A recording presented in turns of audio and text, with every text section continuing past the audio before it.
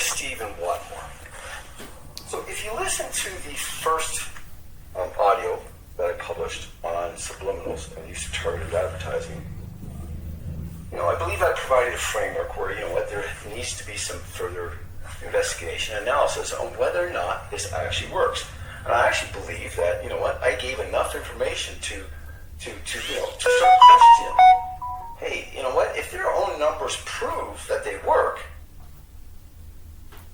then, doesn't that mean that they're actually doing something wrong?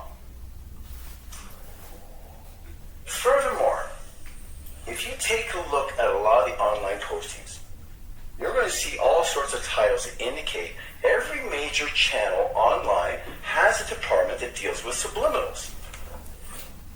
So why would all these organizations be spending all this money to pay these people and all this technology to use subliminals if they don't work? Which to me clearly indicates that they do. So you married all that targeted advertising with these platforms that are sharing data with these subliminals, and you're basically shaping the way society behaves. And I purposely chose those words, shaping the way society behaves, because currently they're using it to get people to buy more shit. But here's the thing. If those subliminals work, that means those messages do not have to be targeted towards getting you to buy stuff. Those messages could be anything that they want. Both positive, go enjoy the beautiful day, or negative, which has serious implications. Negative means, hey, I can throw anything I want in there. Go grab a gun, go kill anybody. Which is more of a under the cover type instantiation of some of the music we're hearing nowadays. But now it's embedded in the music. And that has scary implications to society, also to other countries and other groups that may, latch on to this and say, hey, so if that's in fact true, and it is, in my opinion,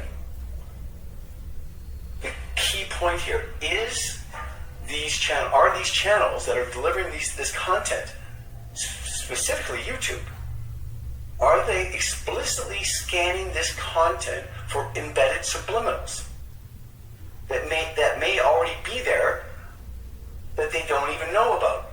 Now, if you've done any look or any reading on subliminals, they're actually kind of hard to reverse engineer.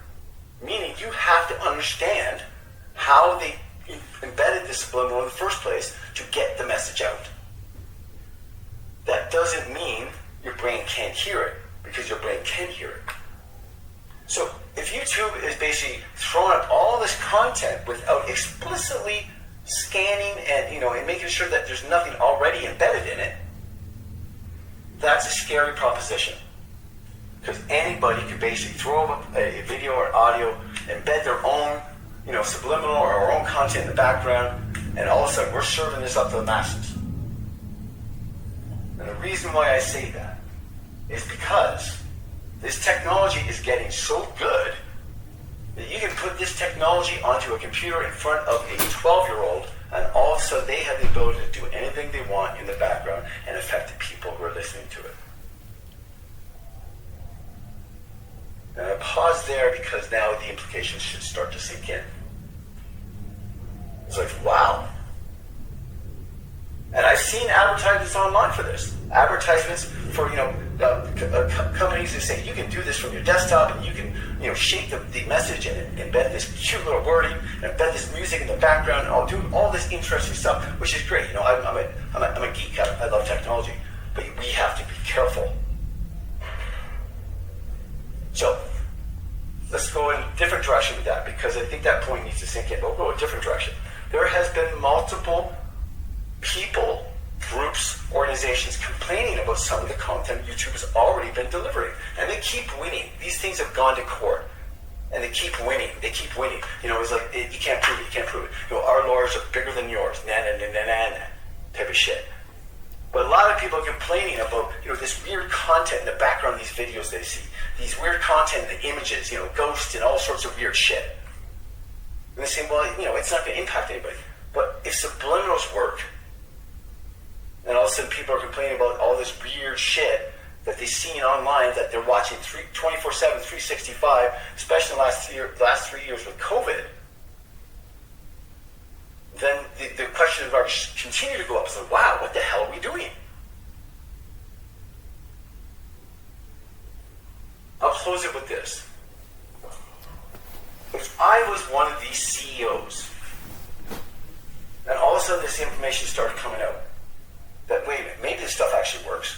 Maybe it doesn't, but no, it works. We know it works. And people can see this stuff, and all of a sudden we're serving this stuff up to the masses, especially our children. Would I want to be the CEO who could potentially be affecting or impacting our children, our public, our society in a very negative way? Because when you see this stuff, especially this weird stuff in the background, what happens to your brain? A little iota of stress, a little iota of what the hell's going on, a little bit of this, a little bit of that. So do I want to be the CEO who says it's okay to serve this up to the masses, potentially hurting ourselves? Or do I want to be the CEO who says, wait a minute, I got the wherewithal, I got the technology, I have the manpower, I got enough of a bottom line that maybe I should finally listen up and do something about it? Because the health of our children and our public should far exceed that bottom line. My name is Whatty. Can you hear me? Please hit that subscribe button. I'd like to continue my research, and hopefully YouTube can finance it for me. My name is Whatty. I think you heard me.